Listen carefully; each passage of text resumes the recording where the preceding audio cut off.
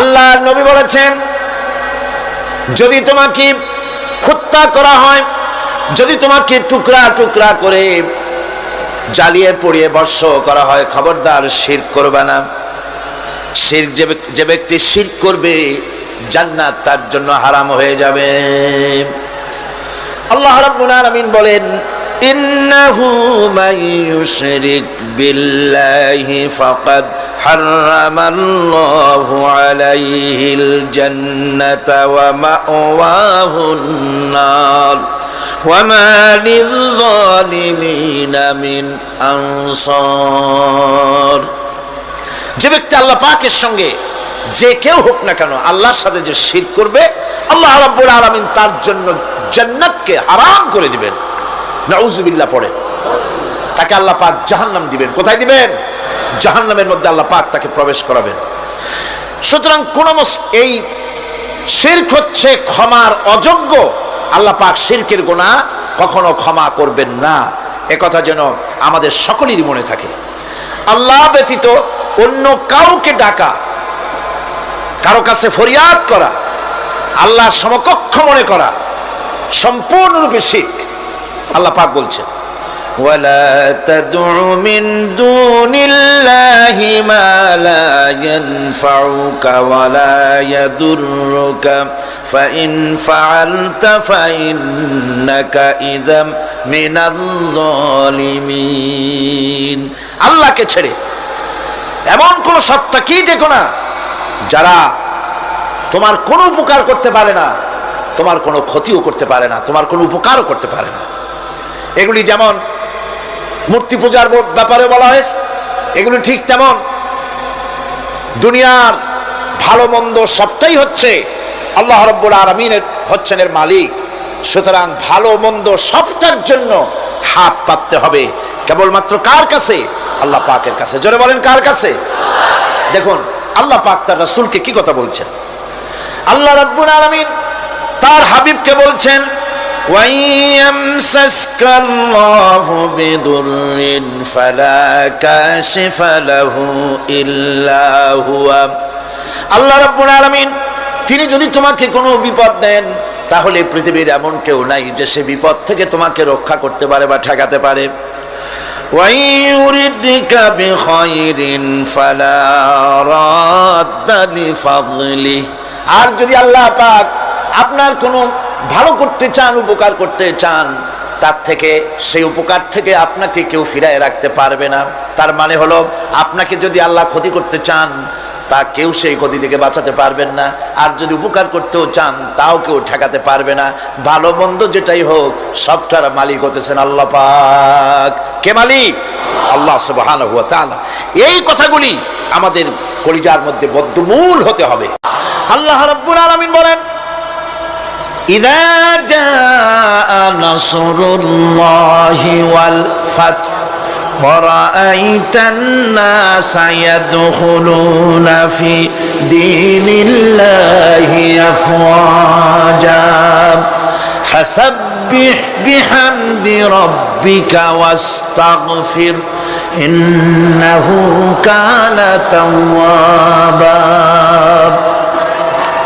আল্লাহর পক্ষ থেকে যখন বিজয় আসবে, অনবী বিজয় যখন আসবে আল্লাহর পক্ষ থেকে, তখন আপনি দেখতে পাবেন আল্লাহর পক্ষ থেকে মদদ, বিজয় যখন আসবে, দলে দলে লোক ইসলামের মধ্যে প্রবেশ করবে।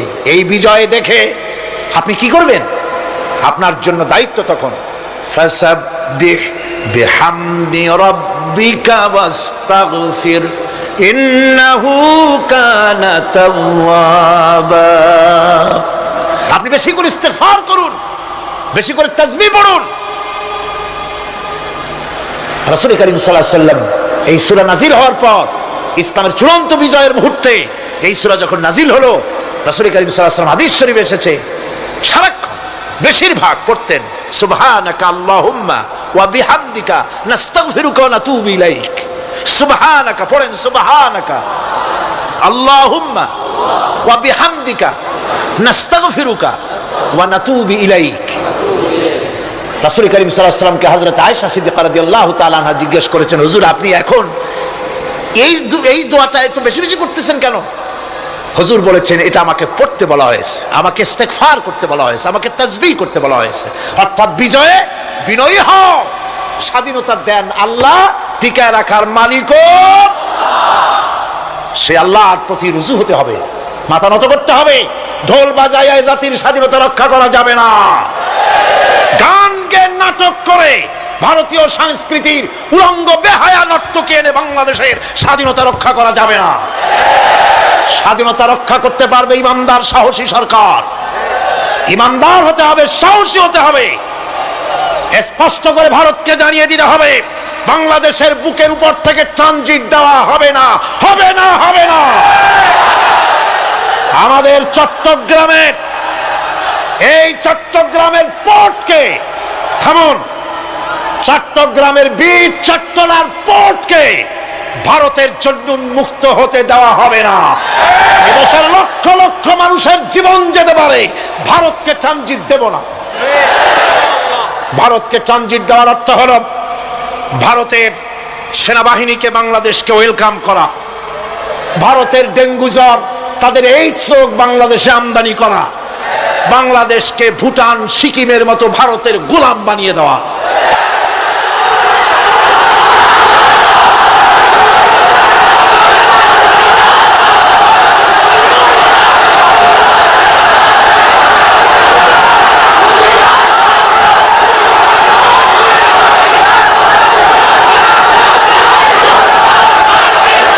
বন্ধুগণ, বন্ধুগণ, আমি বলতেছিলাম থামুন। গায়রিল মাগদুবি আলাইহিম ওয়ালাদ-দাল্লিন, খ্রিস্টান, ইহুদি, হিন্দু, মুশরিক কার অনুসরণ করব না। অনুসরণ করব কয় শ্রেণীর? 4 শ্রেণীর। নবীয়িন, সিদ্দিকিন, শুহাদা, সালেহিন। কোন আলহামদুলিল্লাহ। এরপর আমরা মুসলমান, কিন্তু আমাদের বিবাহ অনুষ্ঠান যখন হয়, এই বিবাহ অনুষ্ঠানগুলি আমরা কি মুসলমানদের মতো করি? জবাব চাই, করি? আপনারা যে হলুদ অনুষ্ঠান করেন, শরীয়তের কোন জায়গায় আছে? এই হলুদ অনুষ্ঠান হিন্দুদের কাছ থেকে আমদানি হয়েছে। একটা হলুদ অনুষ্ঠানে যা খরচ হয় তা দিয়ে 6টা বিয়ে করানো যায়। সুতরাং আজ থেকে তওবা করুন, আমরা আর হলুদ অনুষ্ঠান করব না। রাজি আছেন? রাজি আছেন? বিবাহের নামে অপসংস্কৃতির জায়গা আমরা করে দিতে পারি না। যৌতুক যেমন হারাম, গত মাহফিলে বলেছি, মনে আছে না? মনে আছে কিনা? যৌতুক যেমন হারাম, যৌতুক কি আপনারা নেবেন নাকি? মেয়েওয়ালাদের উপরে চাপ সৃষ্টি করবেন না, জায়েজ নাই। মেয়েওয়ালারা যদি ইচ্ছে করে কিছু দেয়, নিবেন। আমি তো আশা করেছিলাম যে সংসদ নেত্রী, প্রধানমন্ত্রী মহিলা, বিরোধী দলীয় নেত্রীও মহিলা, সুতরাং মহিলাদের উপরে তাদের দরদের খাতিরেই তারা যৌতুক বিল উত্থাপন করবেন, কিন্তু তারা করেন নাই। তাদের উচিত ছিল যৌতুককে ঝাঁটা মেরে বঙ্গোপসাগরে ফেলে দেওয়া, ওনারা তা করেন নাই। কিন্তু আমি ইনশাআল্লাহ সংসদে যৌতুক বিল জমা দেব ইনশাআল্লাহ। আমি একা অথবা আমরা 3 জন যাই হই, সংসদে আমি কখনো একাকিত্ব ফিল করি না, কারণ আল্লাহ রাব্বুল আলামিন আমার সাথে আছেন। এই যৌতুক বিরোধী বিল উত্থাপন করে যৌতুক বন্ধ করতে হবে। 2 নম্বরের কথা হচ্ছে, মেয়েওয়ালারা তারাও আবার একটা খারাপ কাজ শুরু করেছেন, সেটা হলো বেশি পরিমাণের মহারানা চাপায় দেওয়া। মহারানা এটা শরীয়ত কোনো বাধ্যে টেন্দে দেয় নাই। ছেলেপক্ষ যদ্দূর দিতে পারে সেইটা মেয়েওয়ালাদের আন্দাজ থাকা উচিত। অহেতুক যৌতুক, অহেতুক মহারানা চাপায় দিবেন না।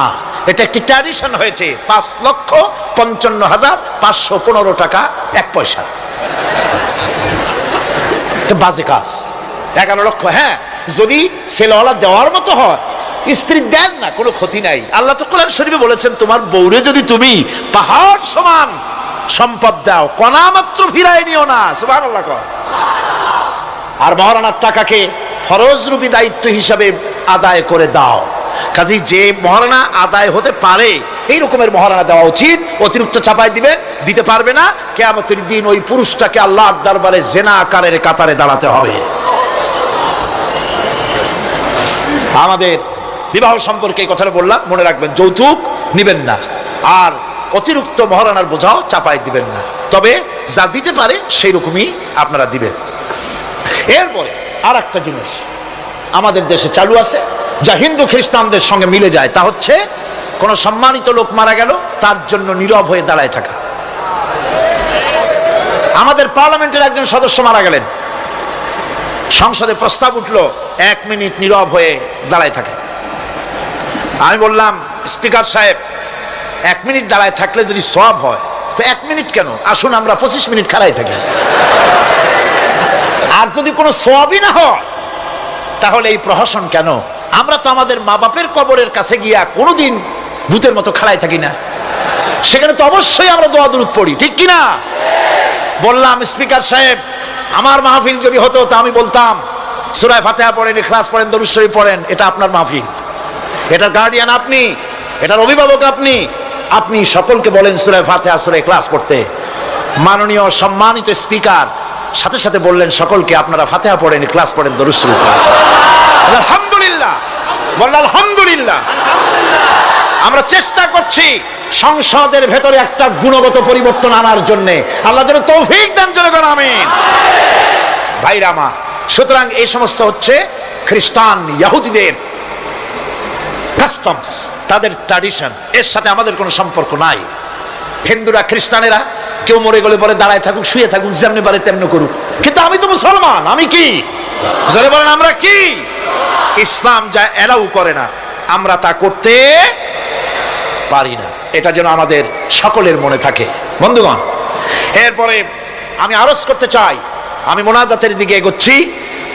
আমি বুঝতে পারছি মানুষের প্রচন্ড কষ্ট হচ্ছে, মা বোনদের, ভাইয়েদের। এরপরে যে কথাটি আমি বলতে চাই সেটা হলো, বাংলাদেশ হচ্ছে ইসলামের ঘাঁটি, ইসলামের দুর্জয় ঘাঁটি। আমাদের এই দেশে আল্লাহর দ্বীন কায়েম করতে হবে, জমিন আল্লাহর। আমি জিজ্ঞেস করতে চাই, এই লক্ষ লক্ষ জনতার কাছে জমিন কার? আমি খুশি হইতে পারলাম না। আপনারা আল্লাহর নামটা কি জোরে নিছিলেন? গায়ে যত শক্তি আছে ওই শক্তি দিয়ে আল্লাহর নামটা নিছিলেন? যদি না নিয়ে থাকেন, সপ্ত শক্তি নিয়ে আপনারা বলেন জমিন কার? আরো জোরে বলতে হবে, জমিন কার? আকাশ কার? বাতাস কার? এ মানব গোষ্ঠী কার? আইন চলবে কার? সুতরাং আল্লাহর আইনের উল্টা ধর্ম নিরপেক্ষতাবাদ, জাতীয়তাবাদ, পুঁজিবাদ, সমাজতন্ত্র মানি না, মানি না, মানি না।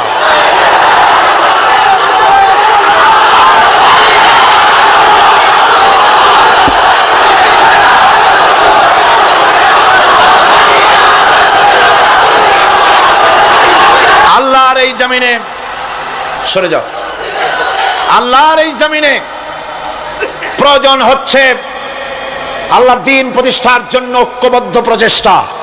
এজন্য চাই ওলামা মাশায়েখদের ঐক্য। কি চাই? ওলামা মাশায়েখদের ঐক্য চাই। কথা ঠিক কিনা? কিন্তু আমাদের দেশের এক শ্রেণীর ওলামা আছেন, তাদের প্রতি সম্পূর্ণ শ্রদ্ধা জানিয়ে বলছি, ওনারা বুঝতে পারেন না, ওনাদের অজান্তেই ওনাদেরকে নির্বাচনে খাড়া করে দেয় পয়সা দিয়া। হুজুর আপনার খরচ হবে না, যা লাগে দিয়ে দেব। আপনার মতো লোক যদি নির্বাচন না করে, আপনি যদি পার্লামেন্টে না যান, তো পার্লামেন্ট দিয়ে হবে কি? ওই হুজুর বোঝেন না যে আমি পার্লামেন্টে যাই করবোটা কি? ওখানে যাই কড়িকাঠ জানলার দরজা কয়টা গুনেই খুলে দিতে পারবে না। ওনার জামানত বাজেয়াপ্ত হবে, উনি তা নিজেও জানেন।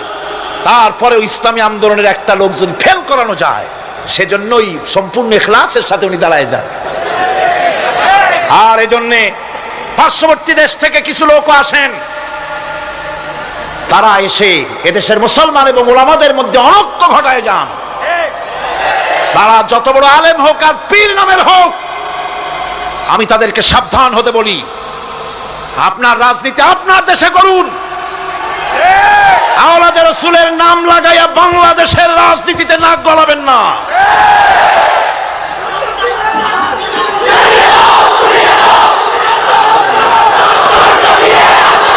ওলামাদের এক হতে হবে। আমি ওলামায়ে কেরামদের খেদমতে আরজ করি, যদি এক আমরা না হতে পারি, দ্বীন প্রতিষ্ঠা হবে না। কিয়ামতে আল্লাহর কাছে দায়ী হতে হবে। জনগণের কোনো দোষ নাই। জনগণের দোষ আছে?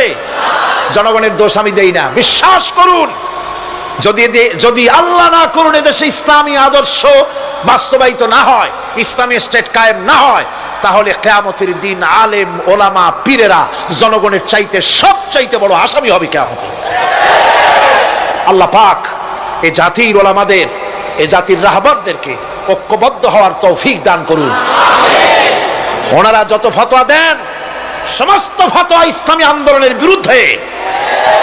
মদখোরের কাছ থেকে টাকা নিতে আপত্তি নাই, নিজের মঞ্চে জেনাকার খুনি মদখোরকে নিয়ে এক প্ল্যাটফর্মে বসে বক্তৃতা করতে আপত্তি নাই, কিন্তু ইসলামী আন্দোলনের লোককে মঞ্চে জায়গা দেয় না।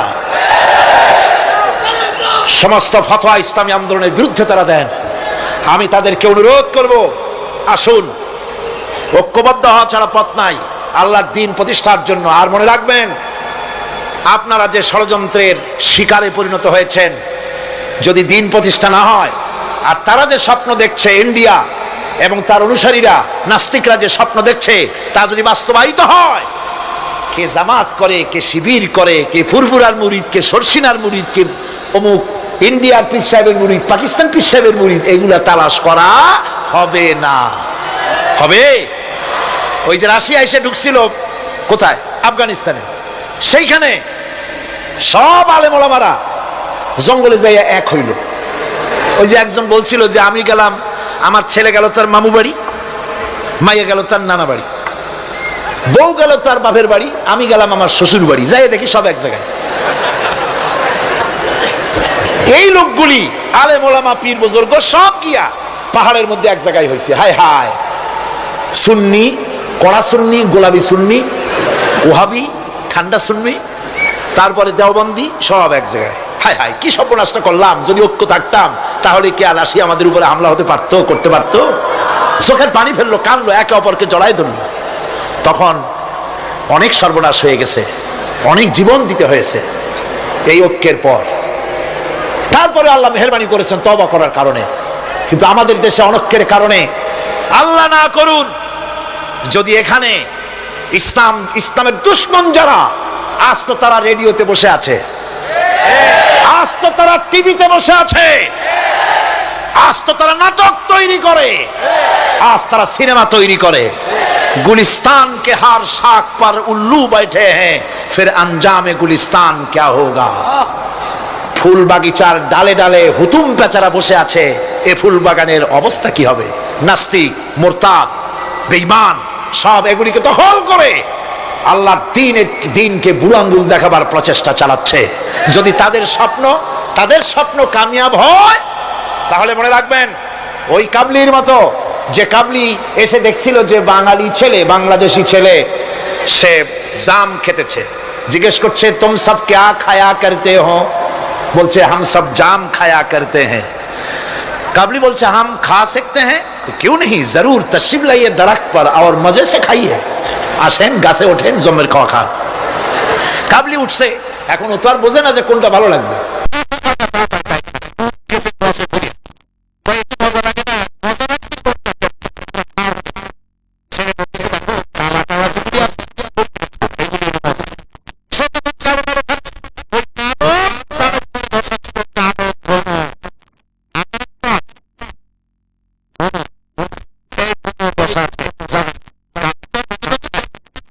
সুদ্ধা ধরছে, কাবলির হাতের মধ্যে ভ্রমর পড়ছে। এখন কাবলির হাত তো বোঝেন সাগর কলার মতো আঙ্গুল, ওর ভিতরে ভ্রমর পড়ে ভোঁ ভোঁ করছে।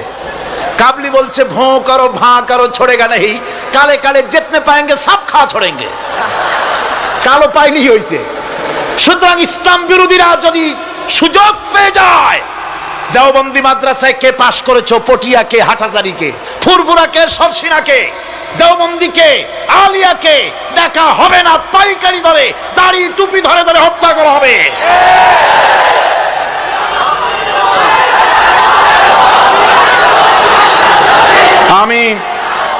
আমি অত্যন্ত বিনীতভাবে চট্টগ্রামের তাফসিরের কোরআন মাহফিলের পক্ষ থেকে গোটা দেশবাসীকে আহ্বান জানাই, আলেম ওলামাদের প্রতি বলি, আপনাদের পায়ে ধরি, ওলামা হযরত, পীর সাহেব কেবলারা, আপনাদের পায়ে ধরি, আল্লাহর রাস্তে ঐক্যবদ্ধ হন, ইসলামী আন্দোলনের বিরুদ্ধে ফতোয়া দিবেন না। এটি আত্মঘাতী কাজ। নিজেদের সর্বনাশ নিজেরা করছেন, নিজেদের পায়ে নিজেরা কুড়াল মারতেছেন। এরপরে আমি যুবকদের জন্য বলবো, যুবকরা, তোমরা যারা মাহফিলে এসেছো, মাহফিলের যুবকরাই বেশি আসে, আলহামদুলিল্লাহ। এই জন্য মাহফিলে ঠেকাবার, লোক ঠেকাবার জন্য কত যে চেষ্টা, তাদের চেষ্টার কোনো অবধি নাই। এই আমার বিরুদ্ধে 1989-90 2টা বছর যা জ্বালানো হয়েছে, যেখানে যাই, আমি যাওয়ার আগেই হযরত হরতাল শরীফ আছে হাজির, 144 ধারা হাজির। তো মাবুদের মেহেরবানি, জনগণ কোরআনের পাগল, বাংলাদেশের জনগণ যেখানে 144 দিয়েছে সরকার, জনগণ সেখানে 288 বানায় দিছে। এক পত্রিকায় দেখলাম সেখানে লিখেছে হরতালও সফল, তাফসিরও সফল। তা আবার কেমনে? তারপরে দেখলাম উনি নিজেই লিখছেন, তিনি আবার এখনকার সরকারের একজন মন্ত্রীও, প্রতিমন্ত্রী। তিনি লিখছেন সেখানে যে সাইদি যেখানে যায় হরতালের ডাক দেওয়া হয়। তো হরতালের ডাক দেওয়া হলো পরে স্কুল বন্ধ, কলেজ বন্ধ, মাদ্রাসা বন্ধ, দোকানপাট বন্ধ, কারখানা বন্ধ। সন্ধ্যার দিকে কারো কোনো কাজ নাই, সব তাফসিরে হাজির। তো দুটোই সফল হলো। কোরআনের পাগল থেকে, কোরআনের পাগলদেরকে কোরআন থেকে বঞ্চিত করা, দূরে রাখা ওদের সবচাইতে বড় ভয়। বুড়ারা ওরাই যাবে মাহফিলে, যুবকরা যায় কেন? ওদের চিন্তা যে আমাদের পুকুরের জিয়ানো মাছগুলি সব তো নিয়ে গেল, ঠেকাইতে পারবে না। এই যুবকদের শরীরের ভিতরে রক্ত কার? না না, আল্লাহর রক্ত না, আন্দাজে কথা কইেন না। এই যুবকদের মধ্যে রক্ত হিন্দুর রক্ত নাই, সূর্য সেনের এক ফোঁটা রক্ত নাই, রবীন্দ্রনাথের রক্ত নাই। এই কোটি কোটি মুসলমান যুবকের ভেতরে রয়েছে শাহ মখদুম, শাহ আমানতের রক্ত, হাজী শরিয়তুল্লাহর রক্ত রয়েছে, হাজী নিসারউদ্দিনের রক্ত, তিতুমীরের রক্ত রয়েছে। সুতরাং এই মুসলমান যুবকদেরকে ইসলামের রাস্তা থেকে সরিয়ে দেওয়া যাবে না। যুবকদের বলি, আল্লাহর দ্বীন কায়েমের জন্য ঐক্যবদ্ধ হতে হবে। বাংলাদেশ আল্লাহর জমিন, কোরআনের আইন এখানে প্রতিষ্ঠার জন্য যুবকদের বলি, ইসলাম শেখো, কোরআন শেখো, চরিত্র বানাও। When character is lost, everything is lost.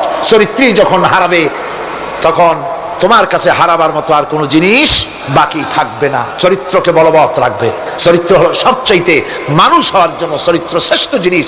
এই চরিত্রকে তোমরা হেফাজত করবে, 5 ওয়াক্ত নামাজ পড়বে, ওয়াকুনু মা'আস সাদিকিন, সত্যবাদীদের সাথে থাকবে। যারা ইসলামের আন্দোলন করে তাদের সাথী হও, তাদের কর্মী হও। আল্লাহ রাব্বুল আলামিন তোমাদেরকে যুগের খালিদ বিন ওলীদ আল্লাহ বানাই দিবেন।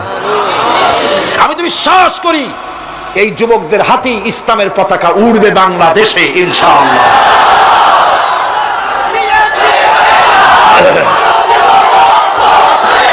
এই যুবকদের কথাই আল্লাহ পাকের নবী বলেছেন। নবীজি বলেছেন, কিয়ামতের দিন যেদিন কোনো ছায়া থাকবে না, আল্লাহর আরশ ব্যতীত আরশের ছায়া ছাড়া কোনো ছায়া থাকবে না, ওই দিন আরশের নিচে 7 শ্রেণীর লোকেরা জায়গা পাবে। ওর ভিতরে হবে এক শ্রেণী হবে ওয়াশাবুন নাশা ফি ইবাদাতিল্লাহ, ওই সব যুবক যারা রাত কাটিয়েছে আল্লাহর ইবাদত করে, চোখের পানি ফেলেছে, তাদের জন্য জান্নাত যুবকদের জন্যই। আমি আগেও বলেছি, বুড়োরা কেউ ভেস্তে যাবে না, চিন্তা করে কোনো লাভ নাই। কালো মানুষ আর বুড়া মানুষ ভেস্তে যাবে না, কোনো মৌলভী সাহেবের ফতোয়া নয়, স্বয়ং রাসূলুল্লাহ বলছেন। এখন তো বুড়া মানুষেরা মহা মুসিবতে পড়ছে, আমিও আপনাদের দলে, চিন্তার কারণ নাই। রাসূলুল্লাহ বলেছেন, বুড়া কালো মানুষ কান্দো না, কান্দার কোনো দরকার নাই। তুমি যখন ভেস্তে যাবে তুমি বুড়া থাকবে না, আল্লাহ জওয়ান বানাই দিবেন। কালো মানুষ কালো থাকবে না, জান্নাতে যাওয়ার সময় আল্লাহ পাক পূর্ণিমার চাঁদের চাইতেও সুন্দর বানাই দিবেন। সুতরাং যুবকেরা, বেহেশত তোমাদের জন্য, এই বেহেশতের জন্য তৈরি হও, জান্নাতে যাওয়ার জন্য তৈরি হও। এই দুনিয়ার নারী, বাড়ি, গাড়ি তুচ্ছ আল্লাহর জান্নাতের সামনে। সাহাবায়ে কেরাম জীবন দিয়েছেন জান্নাতের আশায়। সেই জান্নাতের আশা, জাহান্নামের ভয় আর জান্নাতে যাওয়ার লোভ প্রত্যেকটি যুবকের রক্তের ফোঁটায় ফোঁটায় আল্লাহ ঢুকায় দিক। যুবতী মেয়েদেরকে বলবো, ছাত্রী যারা এসেছেন মহিলাদের মধ্যে, এদেশে ইসলামী ছাত্রী সংস্থা নামে একটি সংস্থা আছে, মেয়েদেরকে দ্বীন শিখায় তারা। যেখানে মেয়েরা তাদের সতীত্ব বজায় রাখতে পারে না, দিন শিখতে পারে না, সেখানে কলেজে, বিশ্ববিদ্যালয়, হাই স্কুলে ইসলামী ছাত্রী সংস্থা একটা নিয়ামত। যেটা কোন আলহামদুলিল্লাহ। সব ভাইদেরকে আর মায়েদেরকে বলবো, আপনারা আপনাদের মেয়েদেরকে ছাত্রী সংস্থার সাথে দিন শেখার জন্য, ঈমান শেখার জন্য, চরিত্র শেখার জন্য আপনি তাকে দিয়ে দেন। 1 বছর 6 মাস পরে ওই মেয়েকে দেখলে আপনার চোখ ঠান্ডা হয়ে যাবে। আলহামদুলিল্লাহ, দিনদার হবে, নামাজি হবে, পরিষ্কার। এরপরে যুবকদের কথা বললাম, যুবতী মেয়েদের কথা বললাম, এখন বলবো আমি সরকারি অফিসারদের কথা।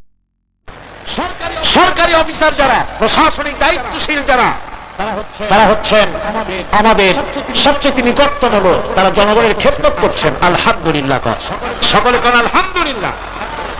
আমি দোয়া করি তাফসীরের মাহফিলের পক্ষ থেকে সরকারি অফিসার যারা, ম্যাজিস্ট্রেট আছেন, জজ আছেন, ডিসি আছেন, এনডিসি আছেন, এডিসি আছেন, টিএনও আছেন, সর্বস্তরে সচিব থেকে শুরু করে দারোগা পর্যন্ত সর্বস্তরের প্রশাসনিক দায়িত্বশীল ব্যক্তিবর্গকে আল্লাহ রাব্বুল আলামিন ঈমানী যোগ্যতার সাথে সরকারি দায়িত্ব পালনের তৌফিক দিন। তবে একটা কথা বলবো, আপনি যে দায়িত্বে আছেন, আপনি সরকারকে খুশি করার জন্য অবৈধ কাজে লিপ্ত হবেন না। আপনার বিবেক যদি বাধা দেয়, বিবেককে ফাঁকি দিয়ে অন্যায় কাজে হাত দিবেন না। এক শ্রেণীর লোক আছে, যে সরকার আছে সেই সরকার কি বলে, আপনার জন্য আমরা তো অপেক্ষা করতেছিলাম।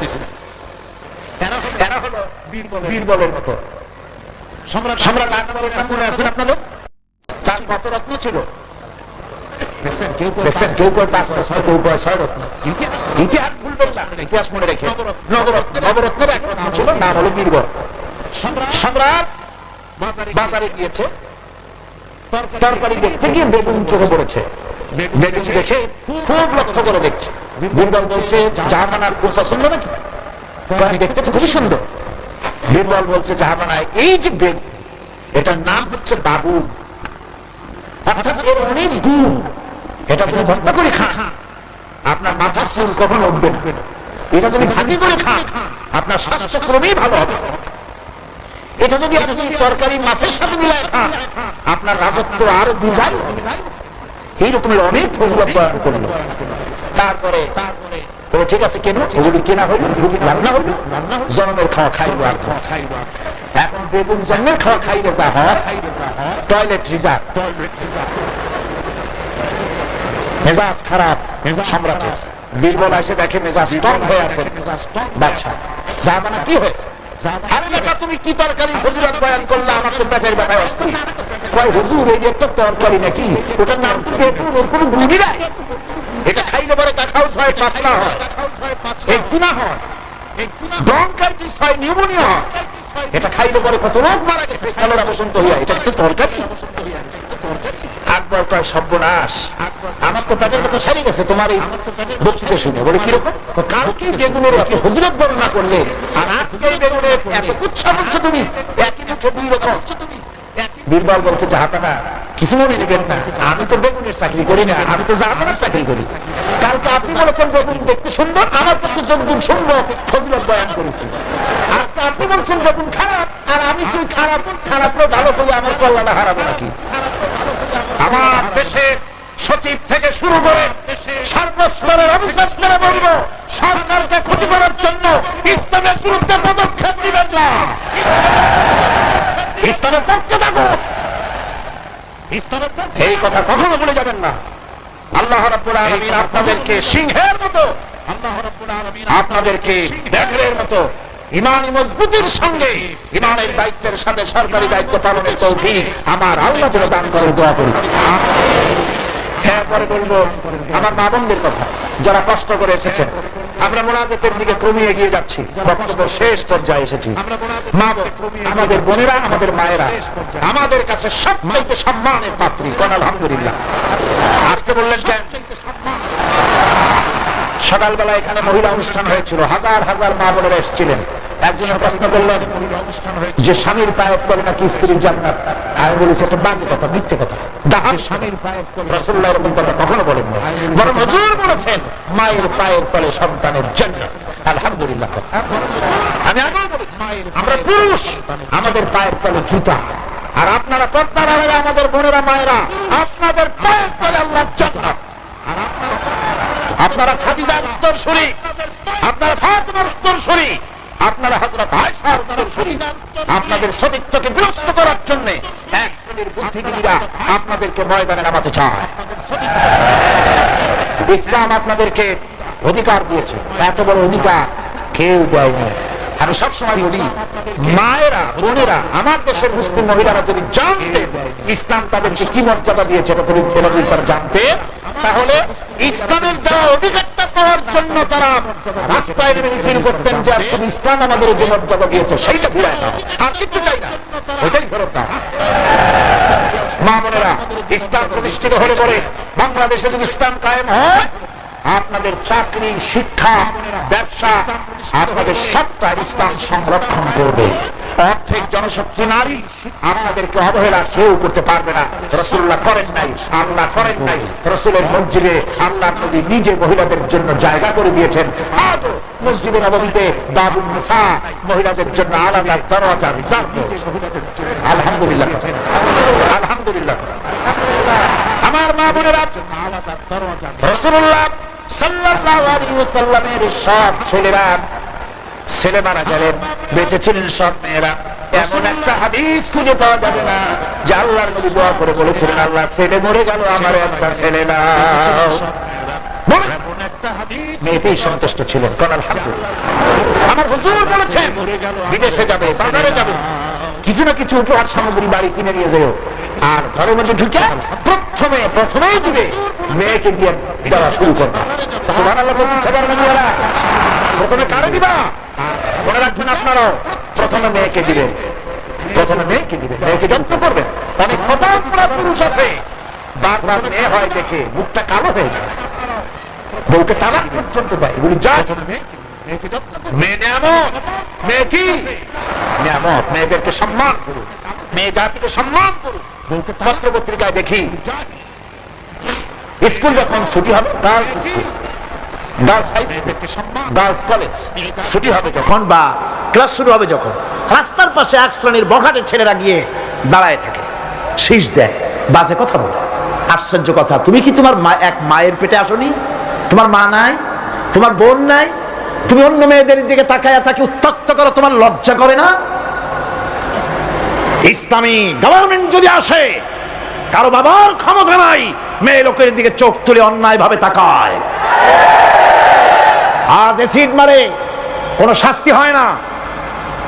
ইসলামী গভর্নমেন্ট আসতে পারে, এসিড মারা তো দূরের কথা, শীষ কেউ দিতে পারবে না, উত্ত্যক্ত করতে পারবে না। মা বোনেরা, আপনাদের অস্তিত্বের জন্য, আপনাদের সতীত্বের জন্য, আপনাদের অধিকার প্রতিষ্ঠার জন্য ইসলামের চাইতে গ্যারান্টি আর কোথাও নাই। সবটা গ্যারান্টি কোথায় আছে? ইসলাম। সুতরাং সমস্ত পুরুষদের বলবো, নারী জাতিকে সম্মান করার জন্য, নারী জাতিকে আল্লাহ পাক সম্মান দিয়েছেন, রাসূল করিম সাল্লাল্লাহু আলাইহি ওয়াসাল্লাম সম্মান দিয়েছেন। আল্লাহর নবী বলেছেন, নবীজির কাছে প্রশ্ন হয়েছে, খেদমত করব কার? হুজুর বলেন, তোমার মায়ের। তারপরে কার? তোমার মায়ের। তারপরে কারো? তোমার মায়ের।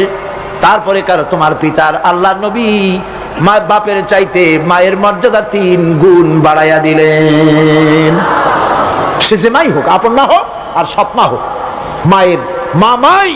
মা যদি নামাজ না পড়ে, রোজা না রাখে, চরিত্র যদি খারাপ হয়, মাকে চোখ রাঙাইয়া কথা বলা যাবে না। সুবহানাল্লাহ কর। চোখ রাঙায় কথা বলা যাবে না, ধমক দেওয়া যাবে না, সেনসিটিভ পয়েন্ট। বুখারী শরীফের হাদিস, মা বাপ খুশি, আল্লাহ খুশি, মা বাপ নারাজ, আল্লাহ নারাজ। মা বাপকে অসন্তুষ্ট করে বেহেশতে যেতে পারবেন না। মা বাপকে খুশি করেন, মাকে সম্মান করুন, মহব্বত করুন। আল্লাহ শিখাই দিয়েছেন। মা বাপ এমন সেনসিটিভ পয়েন্ট যে ব্যবহারটা আল্লাহ শিখাইছেন। কে শিখাইছেন? আল্লাহ রাব্বুল আলামিন বলেন, وَقُلْ لَهُمَا قَوْلًا كَرِيمًا। মা বাপের সঙ্গে সম্মানজনক কথা বলো, খবরদার বেয়াদবি করবে না। আর মা বাপের জন্য, তাদের জন্য আমি আল্লাহ রাব্বুল আলামিনের কাছে দোয়া করো, রব্বিরহামহুমা কামা রাব্বায়ানি সাগীরা। পড়েন সবাই, রব্বিরহামহুমা রব্বিরহামহুমা কামা রাব্বায়ানি সগীরা। আল্লাহ রাব্বুল আলামিন শিখাই দিলেন বান্দারে, তোর মা বাপের জন্য আমার কাছে দোয়া কর, আয় আল্লাহ আমার মা বাপ যেমন ছোট্টবেলায় আমাকে স্নেহের কোলে লালন পালন করেছে, মাবুদ গো আমার মা বাপকে তোমার রহমতের কোলে লালন পালন করো। আল্লাহ শিখাই দিচ্ছে। হাদিস শরীফ এসেছে, হুজুর বসে আছেন মসজিদে নববীতে, সাহাবায়ে কেরাম বসা, এক বৃদ্ধা মহিলা প্রবেশ করেছেন মসজিদে, হুজুর তাকে দেখে দাঁড়ায় গেলেন। মহিলা আসার পর নবীজি নিজের গায়ের চাদর বিছিয়ে দিলেন। মহিলা চলে যাওয়ার পর সাহাবায়ে কেরাম জিজ্ঞেস করলেন, হুজুর একজন সাধারণ মেয়ে লোকের জন্য হুজুর নিজের চাদর বিছাইলেন, বুঝলাম না ফজিলত কি, চিনলাম না মেয়ে লোকটাকে। হুজুর বলেন, সাহাবীরা চাদর তো ভালো, হক তো আদায় করতে পারি নাই, চিনতে পারো নাই, তোমরা বুঝতে পারো নাই, আমি দুনিয়া আসার পর আমার মায়ের দুধ আমার কিসমতে তেমন হয় নাই, আমি আমার মায়ের যত্ন তেমন পাই নাই, স্নেহ আদর তেমন পাই নাই। যার বুকের দুধ খাইয়া, যার কোলে কাখে চড়ে আমি বড় হয়েছি, ইনি আমার সেই দুধ মা হযরতে হালিমাতুস সাদিয়া। বন্ধুরা, মা যদি বেঁচে থাকে, রাত্রে বাড়ি গিয়ে পায়ে ধরুন, বলেন মা অন্যায় করেছি, জীবনে বহু বেয়াদবি করেছি, আমারে মাফ করে দাও। বিশ্বাস করুন, মা বাপের যদি খেদমত করেন, মা বাপ যদি রাজি থাকে, রিজকে, খাদ্যে, টাকায়, ইজ্জতে জীবনেও কষ্ট হবে না। মা বাপের খেদমত করুন, মা বাপকে ভালোবাসুন, শ্রদ্ধা করুন। আমার মায়ের, আমার বোনের, আপনারা যারা আসছেন, আপনারা আমাদের সম্মানের পাত্রী। ইসলাম আপনাদের কত অধিকার দিয়েছে প্রতি বছর বলেছি, আজ আর লম্বা কথা বলতে চাই না, শুধু বলি পর্দায় থাকুন, পর্দায় থাকুন, আপনার সম্মান আপনি রক্ষা করুন, পর্দায় চলাফেরা করুন, সন্তানদেরকে মানুষ করুন, তাদেরকে ইসলামের রাস্তায় চালান। মা বোনদের ব্যাপারে এই আরজ করছি, ঘরে ঘরে ইসলামের দুর্গ বানান, আপনার সন্তানদেরকে ইসলামের রাস্তায় আনেন, স্বামীকে নামাজি বানান, চরিত্রবান বানান, দিনদার বানান। এরপরে সব শেষে দেশের আইনজীবী, সাহিত্যিক, বুদ্ধিজীবী, সাংবাদিক, তাদের ব্যাপারে বলতে চাই, আপনারা জাতির বিবেক, আপনারা জাতির জন্য অনেক কিছু করতে পারেন। সাহিত্যিকরা, কবিরা, বুদ্ধিজীবীরা, সাংবাদিকরা অনেক অবদান রাখতে পারেন। আপনার একটা বেকায়দার খবর দেশের মধ্যে চাঞ্চল্যের সৃষ্টি করে দিতে পারে, আবার একটা ভালো খবর দেশের মধ্যে আমন আমান পয়দা করে দিতে পারে, ঠিক কিনা? ঠিক কিনা? সুতরাং সাংবাদিক বৃন্দ, আপনারা সম্মানের পাত্র, আপনারা নিজেদের সম্মানকে রক্ষা করে চলবেন, হলুদ সাংবাদিকতার পেছনে দৌড়াবেন না। প্রত্যেকটি কথা এবং কাজের জন্য আল্লাহর কাছে জবাবদিহি করতে হবে, এ কথা যেন সাংবাদিকদের মনে থাকে। আল্লাহকে ভয় করুন, আল্লাহকে ভয় করুন, আল্লাহকে ভয় করে সাংবাদিকতার মহান পেশায় নিয়োজিত থাকুন। হক কথা লিখবেন, জীবনের বিনিময় হক কথা বলবেনই, অন্যায়কে প্রশ্রয় দিবেন না, সত্যকে ঢেকে রাখবেন না, তাহলে কিয়ামতে আল্লাহর কাছে জবাবদিহি করতে হবে। আইনজীবী, বুদ্ধিজীবী, সম্মানের পাত্র আপনারা, আপনারা দেশের জন্য, জাতির জন্য কল্যাণজনক কিছু রেখে যাওয়ার জন্য চেষ্টা করুন।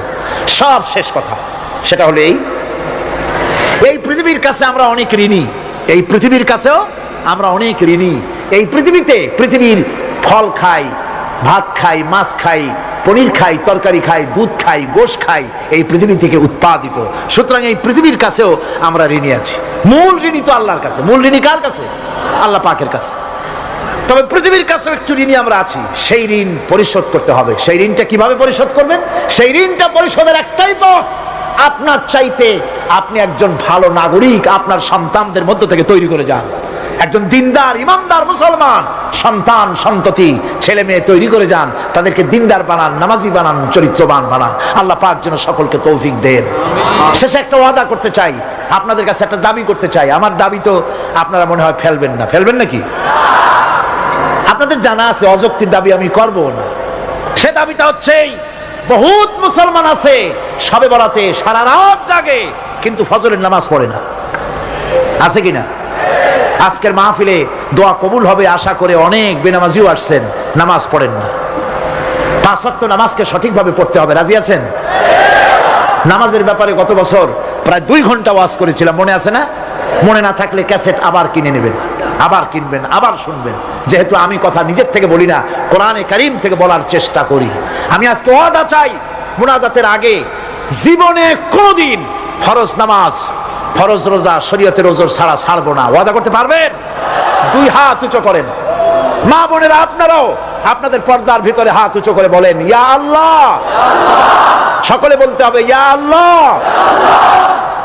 তোমার নামে কসম করছি যতদিন আমার মাথার কাছে মালাকুল মউত না আসতেছে ততদিন পর্যন্ত ফরজ নামাজ, ফরজ রোজা শরীয়তের ওজর ছাড়া ছেড়ে দেব না। ইয়া আল্লাহ, আমার এই শপথ মৃত্যু পর্যন্ত পালন করার তৌফিক আমাকে দান করো, আমিন ইয়া রাব্বাল আলামিন। দরুদ শরীফ পড়েন আল্লাহুম্মা।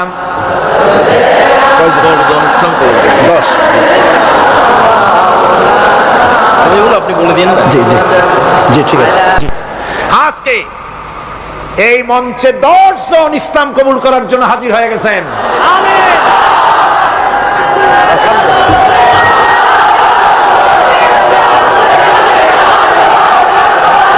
আলহামদুলিল্লাহ কোন জোরে কোন আলহামদুলিল্লাহ।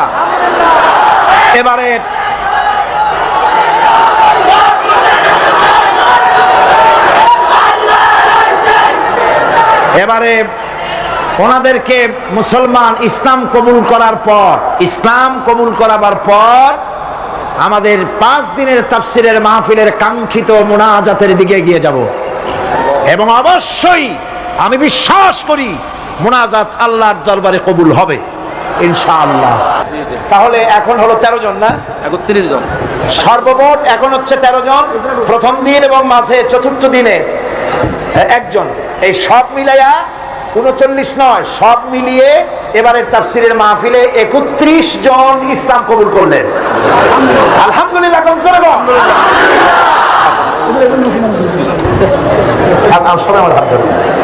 বিসমিল্লাহির রহমানির রহিম। লা ইলাহা ইল্লাল্লাহু মুহাম্মাদুর রাসূলুল্লাহ।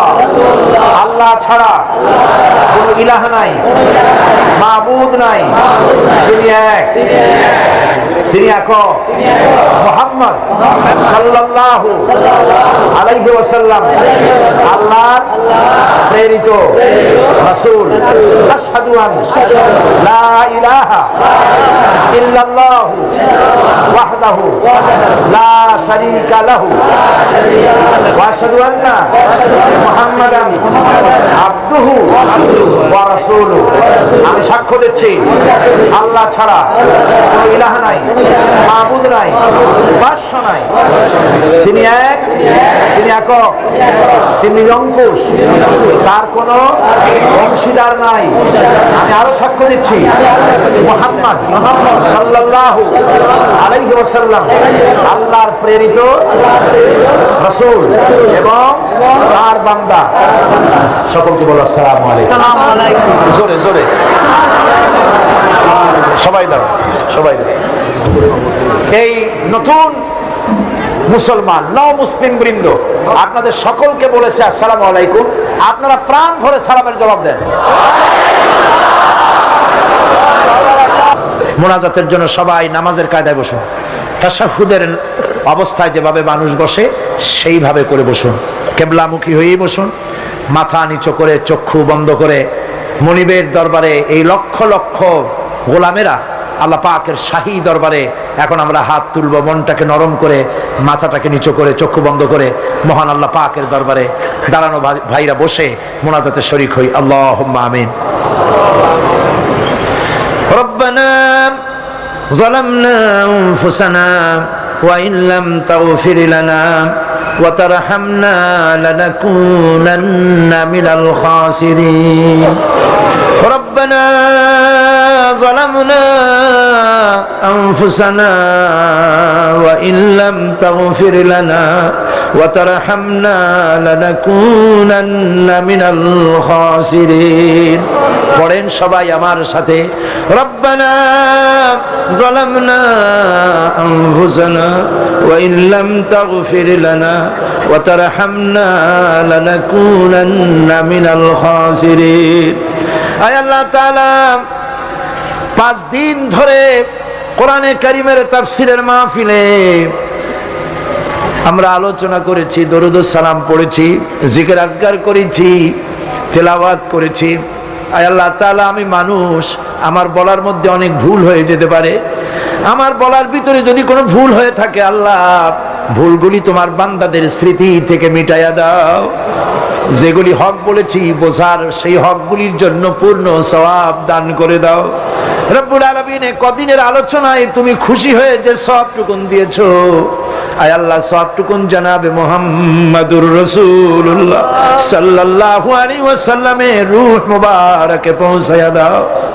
রব্বুল আলামিন, হযরতে আদম আলাইহিস সালাম থেকে নিয়ে আজ পর্যন্ত রাসূল করিম সাল্লাল্লাহু আলাইহি ওয়াসাল্লাম পর্যন্ত যত পয়গম্বর দুনিয়া থেকে বিদায় হয়ে গেছেন, আল্লাহ তাদের আরওয়ায়ে পাকের পরে হাদিয়া পৌঁছায় দাও। সাহাবায়ে কেরাম, তাবিঈন, তাবে তাবিঈন, তাদের পবিত্র রূহের পরে সওয়াব পৌঁছায় দাও। আজওয়াজ মুতাহারাত, তাদের পবিত্র রূহের পরে সওয়াব পৌঁছায় দাও। রব্বুল আলামিন, तमाम পৃথিবীর বুকে উলামা, পীর, মাশায়েখ, আসফিয়ায়ে কেরাম, আউলিয়ায়ে কেরাম, মুসলমান মুমিনিন মুমিনাত দুনিয়া থেকে যারা বিদায় হয়ে গেছে, কবরে তুমি সওয়াব পৌঁছায় দাও। রব্বুল আলামিন, এই মুহূর্তে আমরা আমাদের মা বাপের কথা মনে করতেছি। আল্লাহ, আমাদের মধ্য থেকে যাদের আব্বা জান দুনিয়া থেকে জনমের মতো বিদায় হয়ে গেছে, মাবুদ আমাদের আব্বার রূহের উপরে সওয়াব পৌঁছায়া দাও। আব্বার কবরটাকে জান্নাতের টুকরায় পরিণত করে দাও। রব্বুল আলামিন, বাচ্চার বিদায় হয়ে গেল, কত কষ্ট করে সন্তানকে মানুষ করেছে, লেখাপড়া শিখাইছে, বাড়ি ঘর বানায় দিয়ে গেছে, যাওয়ার সময় কিছুই নিয়ে যায় নাই। আয় আল্লাহ, আমাদের আব্বা জানের কবর জান্নাতের টুকরা বানাইয়া দাও। রব্বুল আলামিন, আমাদের জনম দুঃখিনী মা, 10টি মাস ধরে মায়ের পেটের ভিতরে থেকে মাকে কষ্ট দিয়েছি, 2.5টা বছর ধরে বুকের দুধ খাইয়া কষ্ট দিয়েছি, পেশাব পায়খানা করে কষ্ট দিয়েছি। ওই মা যার দুনিয়া থেকে বিদায় হয়ে গেছে, আল্লাহ কবরকে জান্নাতের টুকরা বানাইয়া দাও। রব্বুল আলামিন, আমাদের মা বাপ যাদের বেঁচে আছে, আমাদেরকে খেদমত করার তৌফিক দিয়া দাও। রব্বির হামহুমা কামা রব্বায়ানি সগীরা। সবাই পড়েন, রব্বির হামহুমা কামা রব্বায়ানি সগীরা। আয় আল্লাহ রাব্বুল আলামিন, আমাদের দাদা দাদি, নানা নানি, শ্বশুর শাশুড়ি, আত্মীয় স্বজন যা মারা গেছে, কবরগুলিকে জান্নাতের টুকরায় পরিণত করে দাও। ربنا تقبل منا إنك أنت السميع العليم وتب علينا إنك أنت التواب الرحيم سبحان ربك رب العزة عما يصفون وسلام على المرسلين الحمد لله رب العالمين واجعل آخر كلماتنا عند الموت لا إله إلا الله মুহাম্মাদুর রাসূলুল্লাহ। আসসালামু আলাইকুম ওয়া রাহমাতুল্লাহ।